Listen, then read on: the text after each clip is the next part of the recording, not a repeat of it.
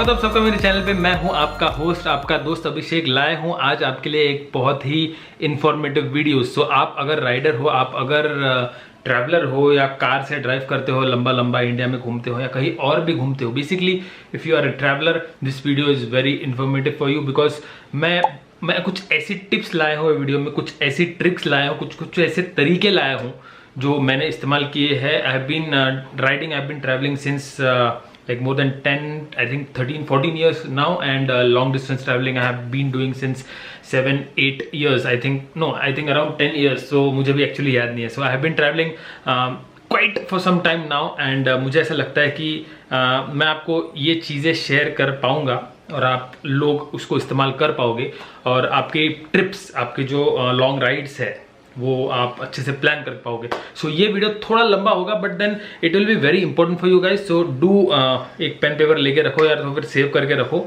ये वीडियो, और जब भी आप ट्रैवल करोगे, आपको प्लान बनाना है, तब आप वीडियो फिर से देख सकते हो और फिर से ये सब ट्रिक्स और ये सब जो भी मैं बताऊंगा आपको, बहुत लंबी लिस्ट है।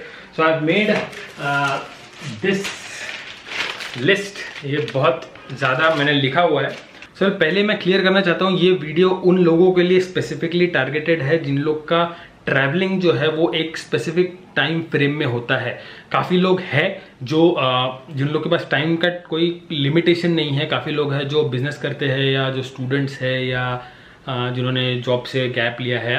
There can be an number of people, उन लोग के लिए ये वीडियो है। लेकिन टाइम का जो बॉन्डिंग है ये वीडियो में, टाइम का जो क्रंच है ये आप लोग के लिए नहीं है।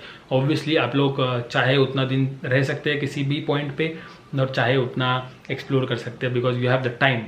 एंड मैक्सिमम लोग, आई एज्यूम मेरे जैसे मैक्सिमम लोग, वो 10 दिन या 15 दिन या 20 दिन में अपना राइड कंप्लीट करना चाहते हैं, long ride. And this video specifically for rides for more than 3 days, may be more than 4 days, क्योंकि उसके नीचे वाली राइड्स में आइटिनरी इतनी ज़रूरी है नहीं। प्लस 4 days वाली जो राइड है, 5 days, 10 days, 15 days, 20 days या मे बी 1 month है, more than that. In that case ये वीडियो आपके ज़रूर काम आएगा। So let's begin. But yes, ये एफर्ट के लिए please do hit the like button and comment करके बताओ आपको कैसा लगा है। वीडियो देखो, फिर समझो और फिर कमेंट करके बताओ। And do subscribe if you are new to the channel, काफ़ी लोग हो सकते हैं। तो सबसे बेस्ट आइटिनरी प्लान करने के लिए 7 सबसे ज़्यादा इंपॉर्टेंट फैक्टर्स है, और वो है कि आपको रियलिस्टिक रहना है। You have to be realistic, because हम जब भी आइटिनरी प्लान करते हैं तो हम सोच लेते हैं कि ये करेंगे वो करेंगे, बट सब कुछ नहीं हो पाता। तो बी रियलिस्टिक। आप जो भी आइटिनरी प्लान करोगे बीच बीच में बी रियलिस्टिक अपने दिमाग में आना ही चाहिए, बिकॉज रियलिस्टिक चीज़ें सोचोगे तो वो होंगी। हम लोग ज़्यादा हाई एक्सपेक्टेशन से सोचते हैं और वैसा नहीं होता है। सेकंड है very high discipline. The meaning of itinerary itself is a disciplined travel, जिसमें आप ट्रैवल करोगे, आपको जो जो करना है वो सब करोगे और वापस फिक्स टाइम पे घर आओगे और आप पूरा एक्सपीरियंस एंजॉय कर पाओगे। So that is the reason of itinerary. So be highly disciplined when you plan itinerary, when you execute the itinerary. उसके बाद है रिसर्च। ऑब्वियसली रिसर्च सबसे ज़्यादा इंपॉर्टेंट है। आप रिसर्च ही नहीं करोगे, आप डायरेक्टली वहाँ जाओगे तो कोई मतलब नहीं है। पहले रिसर्च कर लो, क्या क्या कहाँ कहाँ जाना है, क्या क्या खाना है, क्या क्या पीना है, कहाँ कहाँ घूमना है, किस किस से मिलना है, वो सब रिसर्च से ही होगा। उसके बाद know your limits. Know your limits I think be realistic के लिमिट में ही आता है। नो योर लिमिट्स मतलब आपको पता होना चाहिए कि आप कितना कर पाओगे, आप कितना एक दिन में कवर कर पाओगे, आप कितना घूम पाओगे, कितने दिनों में हो सकेगा। सो know your limits and no your challenges. No your challenges बहुत इंपॉर्टेंट पार्ट है। ऐसा नहीं है कि सपोज 3000 किलोमीटर की राइड है और आप सोच रहे हो कि एक दिन में मैं पहले दिन में 1000 मार लूँगा। नॉट नेसेसरीली ये सबसे होगा, नॉट नेसेसरीली ये एक्सपीरियंस राइडर के साथ भी होगा, कुछ भी हो सकता है। So know your challenges. बीच में कुछ प्रॉब्लम आ सकती है, weather challenge, environmental challenge, people challenge, कुछ भी चैलेंज हो सकता है यार। ये वजह से कोरोना, ये भी एक चैलेंज ही है। So know your challenges, keep buffer time. आपको जब भी आइटिनरी प्लान करना है, आप अगर 10 दिन की आइटिनरी प्लान कर रहे हो तो आप 10 दिन का आइटिनरी प्लान रखो, बट आई थिंक 1 से 2 दिन एटलीस्ट आप बफर रखो कि भाई 2 दिन अगर बढ़ गया तो मेरे को चलेगा, I will not have any issues. तो उस हिसाब से you should plan, keep buffer and then keep focus. Itinerary पूरी लिस्ट हो जाने के बाद you have to be focused and you have to follow that strict schedule. ये 7 पॉइंट सबसे ज़्यादा इंपॉर्टेंट है। अभी बढ़ते हैं how to plan an itinerary. So सबसे पहले आती है select the theme of the ride. अभी थीम ऑफ द राइड क्या है? थीम ऑफ द राइड की जब भी आप राइड करने का प्लान सोचते हो या जब भी आप ट्रैवल करने का प्लान सोचते हो तो आपके दिमाग में कुछ तो आता है ना कि भाई अभी मस्त दिसंबर चालू है, I have to go to Rajasthan, I have to go to south India, I have to go to north India. So एक थीम बना लो कि मेरे को स्नो देखने का है, मेरे को माउंटेन्स देखने का है, मेरे को वहां जाके ट्रैक करने का है। So you have to decide a theme कि आपको करना क्या है। उसके बाद plan a calendar. Usually what I do is मैं 2 महीने पहले 3 महीने पहले सोच लेता हूँ कि ऐसे लॉन्ग वीकेंड आ रहा है, प्लान अ कैलेंडर मैं इस तरह से करता हूँ कि ये तो मैंने काफ़ी वीडियोस में बताया भी है, I have told in many videos कि I club the holidays. So basically अगर सैटरडे संडे मुझे छुट्टी मिलती है और मंडे को अगर गांधी जयंती है तो ये 3 दिन हो गए, ट्यूसडे वेडनेसडे थर्सडे फ्राइडे मैं छुट्टी डाल दूंगा। 4 दिन की छुट्टी। मुझे टोटल कितने दिन मिल गए? सैटरडे संडे मंडे, फिर वो 4 दिन मतलब हो गए 7 दिन, और फिर सैटरडे संडे नेक्स्ट वाला 9 दिन। सो 9 दिन मुझे मिल गए। I can plan a trip for 9 days. So this is how you should plan. कभी कभी एक महीने में 2 पब्लिक हॉलीडेज आ जाते हैं। So you can plan accordingly. आप 2-3 महीने पहले सोच के रखो, आप कैलेंडर खोलो और देखो कि कहाँ का छुट्टी आ रही है, and then you should plan the calendar. और वो जो आपने थीम जो सिलेक्ट किया है वो कैलेंडर में फिट होती है कि नहीं, that is very important.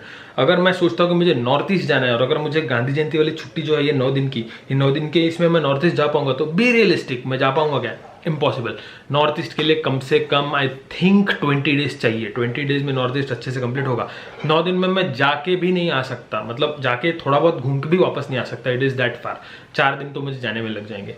So that is how you have to be realistic all the times, और you have to plan your schedule. और फिर बफर डेज आप रखो बैकअप के लिए। मैं यूजुअली 2 दिन का बफर डे रखता हूँ कि 2 दिन मैं ऑफिस में बोल के रखता हूँ कि अगर मैं नहीं आया, 2 दिन लेट आया तो कोई इशू नहीं है। इस हिसाब से I think over it and I plan over it, because बीच में कुछ भी हो सकता है। Natural calamity, bike issues, health issues, weather issues, कुछ भी हो सकता है। अभी आपकी थीम हो गई कि सपोज, अभी एग्जाम्पल देता हूँ, आपकी थीम हो गई कि मेरे को पहाड़ों में जाना है, बहुत हाई एल्टीट्यूड्स पे जाना है।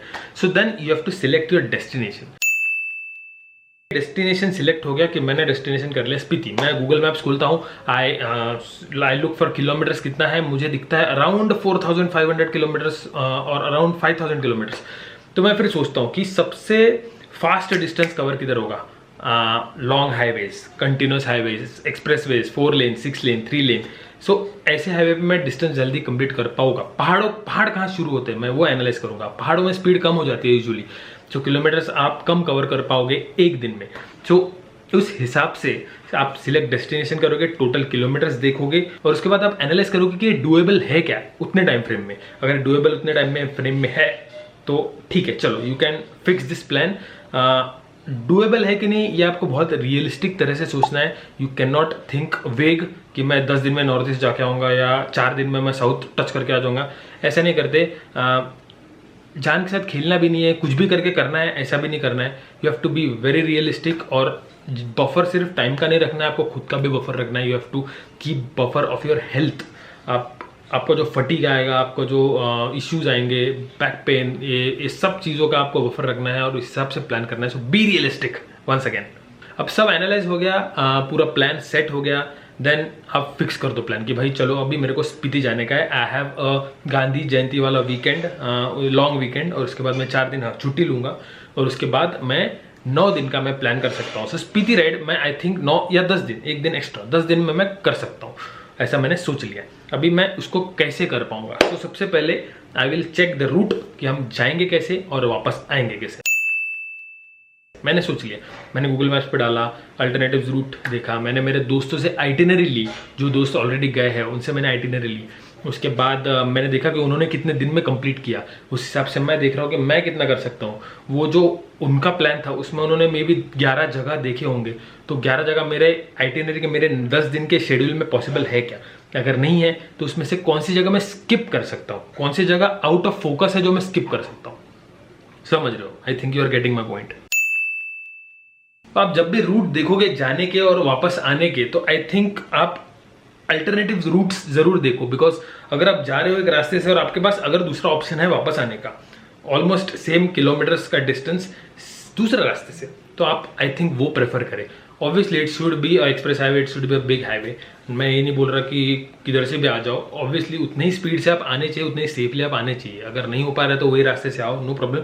बट दूसरे रास्ते से अगर आप आ सकते हो, so that will increase your experience of travel. आप लोग काफ़ी चीज़ें, काफ़ी जगह अलग अलग देख पाओगे, आप खाना खा पाओगे, आप अलग अलग लोगों से मिल पाओगे। So that makes improved experience of travel अगर आप दूसरे रूट से वापस आते हैं तो। I always try to do it, नहीं होता तो ठीक है, but I always try to do it. अभी डेस्टिनेशन फिक्स हो गया, रूट हो गया, अभी पूरा प्लान फिक्स कर दो कि भाई अभी ये है, ये रास्ते से जाना है, ये रास्ते से आना है और यहाँ पे जाना है। अभी आप डेस्टिनेशन को जरा गौर से देखो, 360 डिग्री से आप डेस्टिनेशन को एनालाइज करो। जैसे स्पीति वैली, स्पीति वैली में क्या क्या है? स्पीति वैली में I'll get to pass through Shimla, I'll get to pass through Chandigarh, Shimla, I think Narkanda, Nako, Tabo, Kaza, Chitkul, Chitkul से पास नहीं होते बट चिटकुल भी वहीं पे है। सो ये सब जगह आपको नोट डाउन करना है और आपको जो टूरिस्ट प्लेसेस है गूगल से या इधर से उधर से रिसर्च करके आपको उसकी लिस्ट बनानी है कि स्पीति वैली में आसपास क्या क्या घूमने लायक है। जरूरी नहीं है कि आपका जो व्यू पॉइंट है, ये जो व्यू पॉइंट्स है, जरूरी नहीं है कि वो सिर्फ डेस्टिनेशन में हो। अगर मैं फिर ही जा रहा हूँ तो बीच में मुझे जयपुर भी मिलेगा, बीच में मुझे उदयपुर भी मिलेगा। अगर मेरे पास 20 दिन का टाइम है तो मे बी मैं जयपुर घूमूंगा, मे बी मैं 2 दिन उदयपुर घूमूंगा या जयपुर घूमूंगा। तो ये सब आपको फिक्स करना है कि आपको कहाँ कहाँ व्यू पॉइंट है और कहाँ कहाँ आपको रुकना है और उसको देखना है। तो once you have listed all the destination जहाँ पे आप घूमने वाले हो, view points, I would suggest कि आप गूगल मैप्स खोलो और एक एक को मार्क करो। या आप आपके पास मैप रहेगा तो बेस्ट है, but Google maps is better because zoom करके आप डिटेल में उसको फाइंड कर सकते हो। सो उसको टैग करो, मतलब उसको मार्क करो गूगल मैप पे और फिर रूट देखो। So while going to Spiti valley मुझे बीच बीच में क्या क्या आ रहा है और क्या क्या नहीं आ रहा है, उसका एक क्लासिफिकेशन करो कि सपोज अभी चिटकुल नहीं आ रहा है, टाबो आ रहा है, चंद्रताल लेक नहीं आ रहा है, फिर कसौल नहीं आ रहा है, मनाली आ रहा है। So you have to analyse ये सब और उसको क्लासिफाई कर दो। उसके बाद आप क्या देखोगे, आप आपका रूट देखोगे, आपको क्या क्या आ रहा है और ऑन द वे आप क्या क्या देख सकते हो। उसके बाद ठीक है, आपका वो क्लासिफाई कर लिया आपने कि आउट ऑफ फोकस, हम बोलेंगे उसको, आउट ऑफ फोकस क्या क्या है और इन फोकस क्या क्या है। तो वंस आपको पूरा डेटा मिल गया कि आपको उस पर थोड़ा सा एनालिसिस करना है। वाई? बिकॉज ये आपने जो प्लान बनाया ये रियलिस्टिक है क्या, अभी तक हमको पता नहीं है। नहीं, सो आपको एनालिसिस करना है आपके खर्चे का, आपके टाइम का, फिर आपके एबिलिटी का और आपके बाइक का या जो भी एक्सटर्नल फैक्टर्स है उसका। सो बेसिकली आपको ये देखना है कि आप ये कर सकते हो, ये डेटा अवेलेबल पे आप इतना कर सकते हो क्या। आप अगर सोच रहे हो कि मुझे नॉर्थ ईस्ट जाना है, मेरे पास 20 दिन का समय है और इतना प्लेसेस आउट ऑफ फोकस है, इतना फोकस अपने इन फोकस है जो अपने रूट में है, out of focus in focus, चलो वो तो है, बट आपका अगर बजट 50,000 का है and if you riding from city like Mumbai, तो आई थिंक आपको फिर से एक सोचना पड़ेगा कि आउट ऑफ फोकस वाली जो जगह है जो इन रूट नहीं आती वो आपको देखना है कि नहीं। बिकॉज 50,000 का एक स्ट्रिक्ट बजट है I think for a north east ride. I think north east ride में 25,000 का 30,000 का पेट्रोल ही लग जाएगा। सो 25,000 का तो आई थिंक लग ही जाएगा या मे बी ज़्यादा उससे। So this way you have to analyse और फिर एक बार और खुद से पूछना है कि भाई ये रियलिस्टिक है क्या, मेरा इतना पैसा है मेरे पास, इतना मेरा एक्सपेंसेस मैं कर सकता हूँ। और पैसा भी बफर रखना जरूरी है, 20-30 हज़ार बफर रखना भी जरूरी है in case of any emergency. तो मैं इतना कर सकता हूँ क्या। ये तो एक्सपेंस हो गया, एक टोटल टाइम का भी है, एबिलिटी का है, आपकी गाड़ी की कंडीशन का है कि आपकी गाड़ी 6-7 हज़ार चल सकती है क्या, टायर्स चेंज करने पड़ेंगे, काफ़ी चीज़ें हो सकती है। तो हेल्थ आपको कुछ हेल्थ इशू है क्या, क्या आप इतने लंबे समय तक बाहर रहोगे, किसी का प्रॉब्लम हो सकता है। तो ये सब आपको एनालाइज करना है और उसके बाद फाइनली आपको आपका ट्रिप जो है, आपका ट्रैवल प्लान जो है उसको शेड्यूल कर देना है कि भाई ये इतना दिन में मैं इधर इधर जाने वाला हूँ, या आउट ऑफ फोकस है, ये इन फोकस है, ये चीज़ें अभी अपन डिसाइड करेंगे। बट प्लान तो अपना फिक्स हो गया। बहुत ज़्यादा सीरियस रहना जरूरी है while planning an itinerary. So सबसे पहले identify the highway to highway touring, जो सबसे फास्ट आप कर सकते हो। जैसे कि मुझे स्पीति पहुंचने के लिए कितने दिन लगेंगे, आई विल एनालाइज दैट। सबसे फास्ट डिस्टेंस कहाँ कवर होगा, सबसे फास्ट डिस्टेंस कवर होगा पहाड़ों के पहले, मतलब आई थिंक चंडीगढ़ अगर मैं एक्सपेक्ट करता हूँ, चंडीगढ़ पे पहले तक मैं इजीली डिस्टेंस फास्ट कवर कर सकता हूँ। So how will I reach Chandigarh? So Mumbai to Udaipur will be my first day 700 kilometres, Udaipur to Delhi will be my second day 700 kilometres, I think उतना ही कुछ है। फिर दिल्ली से अगर मैं नारकंडा जा रहा हूँ, शिमला के आगे टुवर्ड्स स्पीति वैली, नारकंडा जा रहे हो या नाको जा रहे हो, तो जहाँ भी मुझे रुकना है वो मैं कितना कवर कर सकता हूँ। गूगल मैप्स में देखूंगा कितना किलोमीटर्स है और कितना टाइम लग रहा है, उस हिसाब से I will plan my travel. तो चंडीगढ़ तक मैं फटाफट पहुंच जाऊंगा, उसके बाद पहाड़ चालू हो जाएंगे, मेरी स्पीड कम हो जाएगी। सो दैट वे मुझे डिस्टेंस जो है वो डिवाइड करना है, पर डे मैं कितना कर पाऊंगा। और ये जो डिस्टेंस आप डिवाइड करोगे ये आपके एपेटाइट के हिसाब से ही आपको करना है। ऐसा नहीं है कि 1200 किलोमीटर एक दिन में मैं कर लूंगा, हो जाएगा, देख लेंगे, ये एटीट्यूड नहीं चलता। ऑन लॉन्ग राइड से एटीट्यूड बिल्कुल नहीं चलता। अगर आप एक बिगिनर्स राइडर हो तो आई थिंक 200 किलोमीटर 300 किलोमीटर के ऊपर आपको नहीं करना चाहिए। अगर आप बिगनर हो, अगर आप बहुत ज़्यादा एक्सपीरियंस्ड हो तो मे बी आप 1000 इजीली कर सकते हो। उसके ऊपर मैं रेकमेंड भी नहीं करता हूँ, 1000 भी बहुत ज़्यादा हो गया guys. 700-800 kilometre per day is maximum what I believe for a long ride. अगर नॉन स्टॉप राइड है उसके बाद वहाँ पे रुकना है तो फिर that is a different case. अगर मैं स्पीति जा रहा हूँ so in day 1 Mumbai to Delhi में नहीं करूँगा, बिकॉज आगे भी मुझे बहुत दिन है और बहुत ज़्यादा ट्रैवल करना है। तो उस हिसाब से अपना एपेटाइट देख के आपको प्लान करना है कि कितना। Be realistic.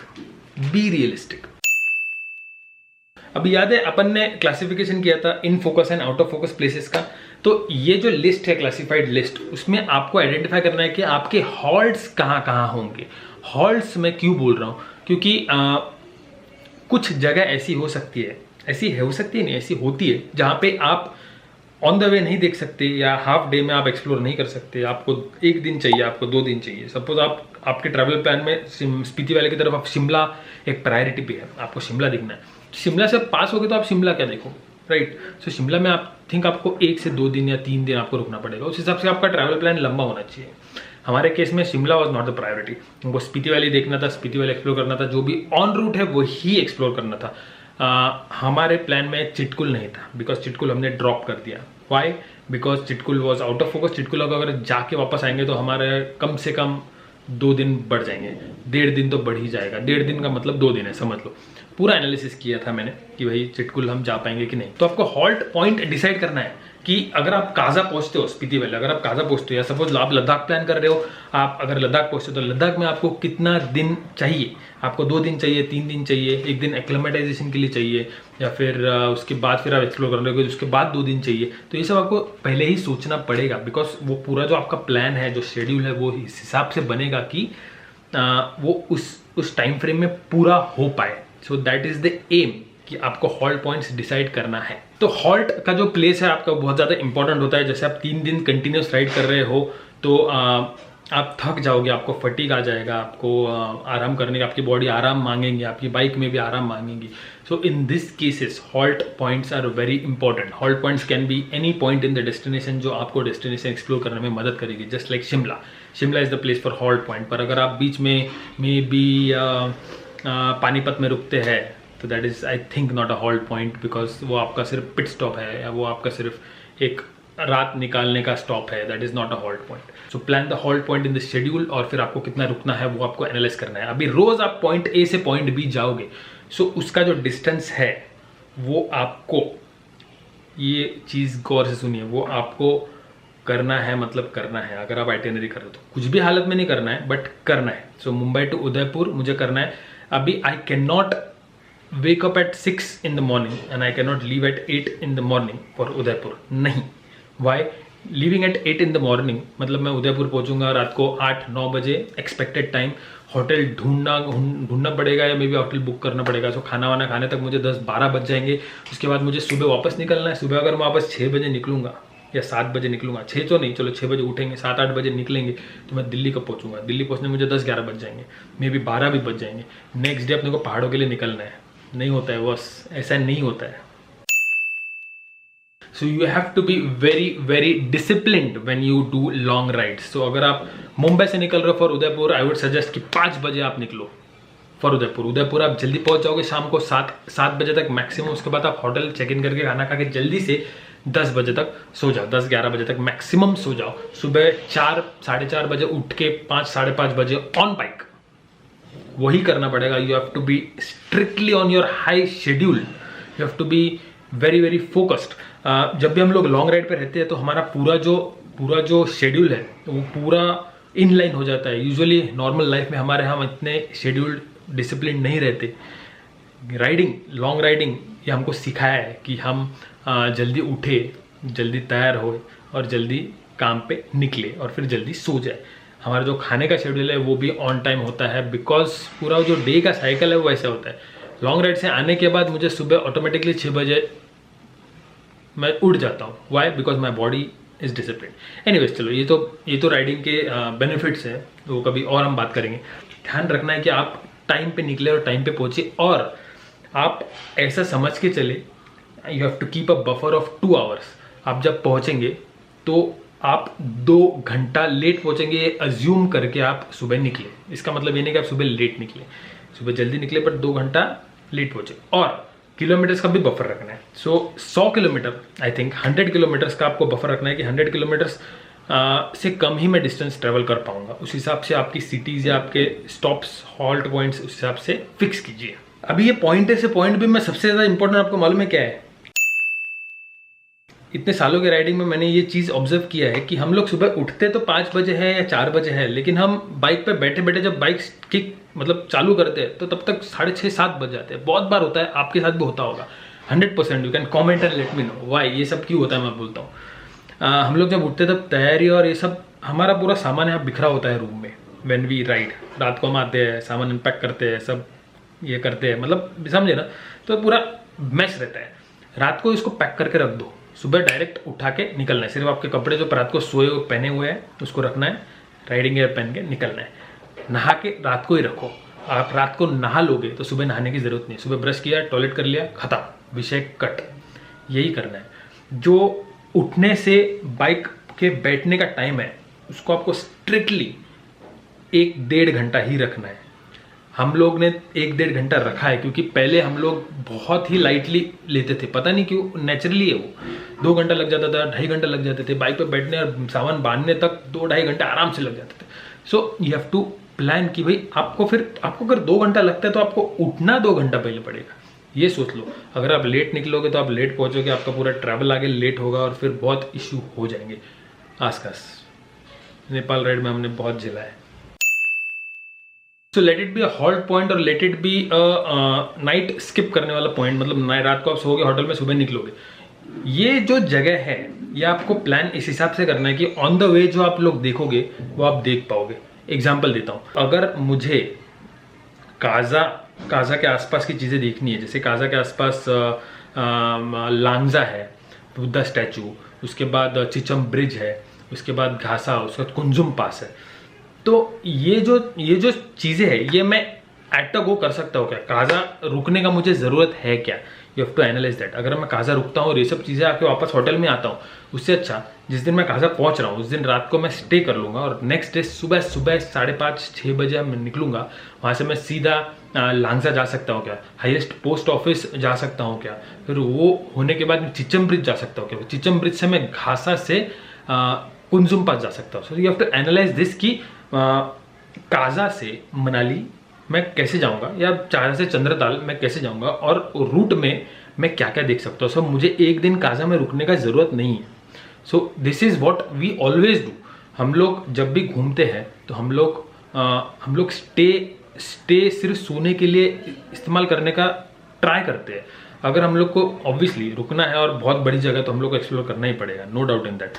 बट अगर ऑन द रूट कुछ आता है तो stay we plan it accordingly.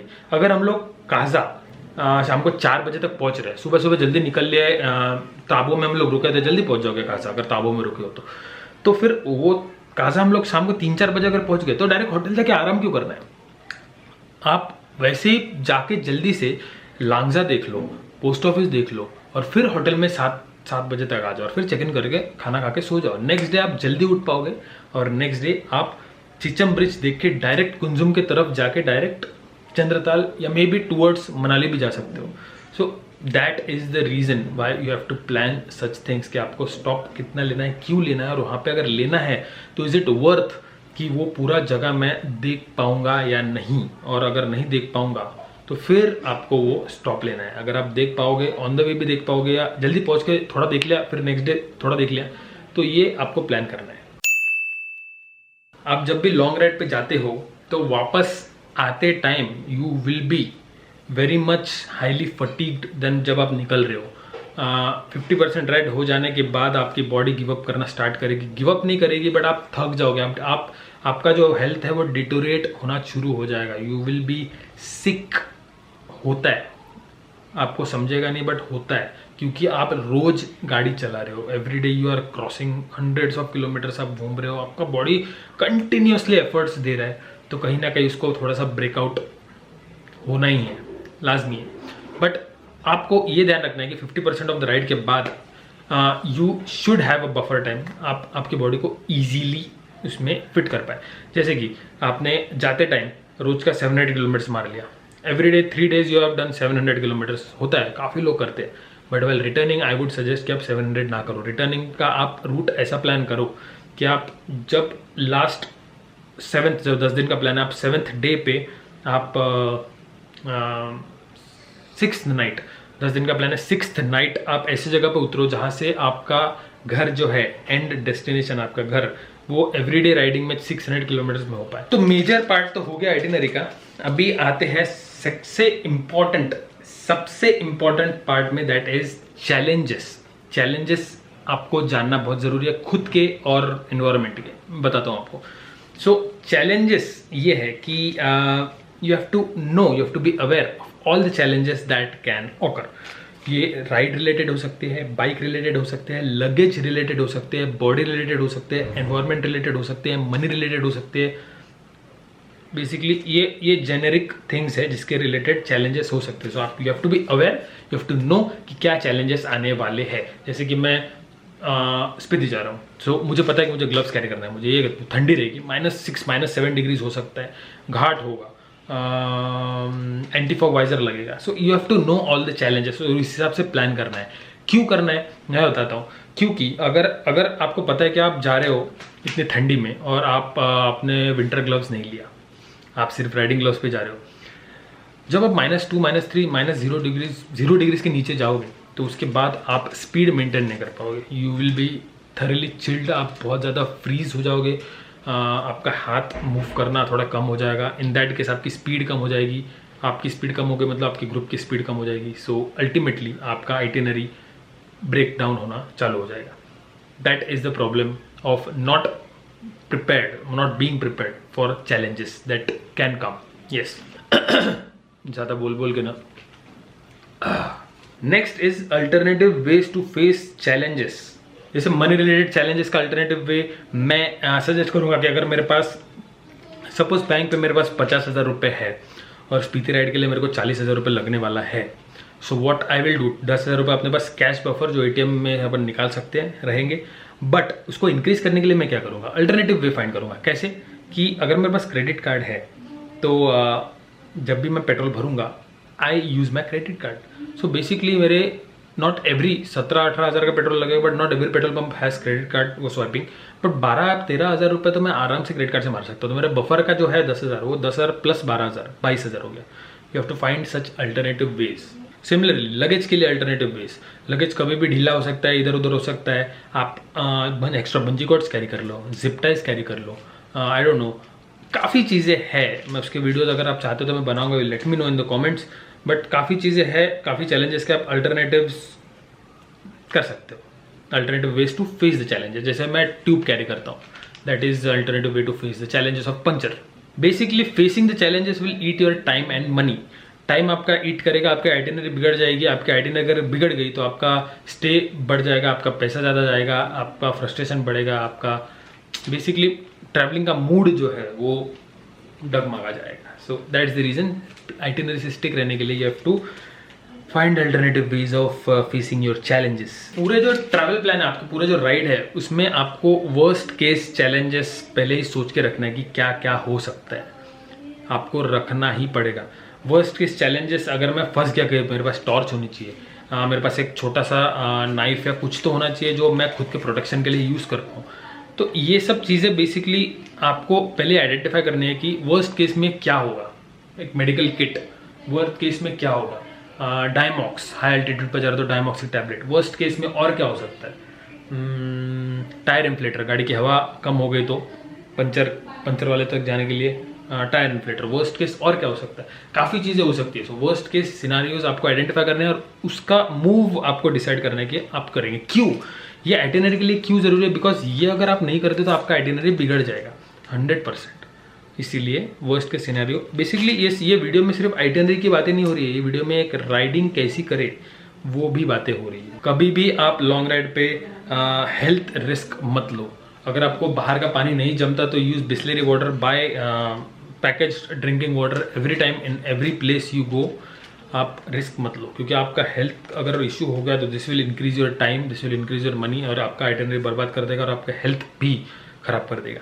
और काफ़ी बार ऐसा होता है कि आप आइटिनरी प्लान करते हो, काफ़ी लोग करते हैं, उसके बाद आप ट्रैवल करते करते करते करते 1 महीने का आइटिनरी है, एक टाइम आता है कि आप लोग रोज के राइडिंग से फ्रस्ट्रेट हो जाते हैं, इरिटेट हो जाते हैं। So the main point on this is never give up.